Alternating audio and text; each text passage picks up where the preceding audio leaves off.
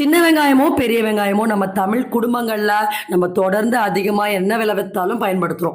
இன்னும் அதோட uses for health தெரிஞ்சு பெனிஃபிட்ஸ் தெரிஞ்சு பயன்படுத்துவோம். அந்த காலத்துல பார்த்தீங்கன்னா, நீராகாரம் சின்ன வெங்காயம் தான் குடுப்பாங்க. காலையில வெறும் வயிற்றில் நம்ம சாப்பிடக்கூடிய உணவாக. அது எதனால அப்படின்னா, இன்னைக்கு நெறைய பேருக்கு டைப் 1 டயபெட்டிஸ், சுகர் ப்ராப்ளம் அதிகமா இருக்கு. இன்சுலின் உற்பத்தியே இல்ல. இயற்கையான வழிமுறையில இன்சுலின் உற்பத்தி அதிகப்படுத்தி, நம்ம கட் ஹெல்த்துக்கு தேவையான ப்ரீபயோட்டிக் நேச்சர் இந்த வெங்காயத்தில் உண்டு. அதனால தான் அப்படி சாப்பிட சொன்னாங்க.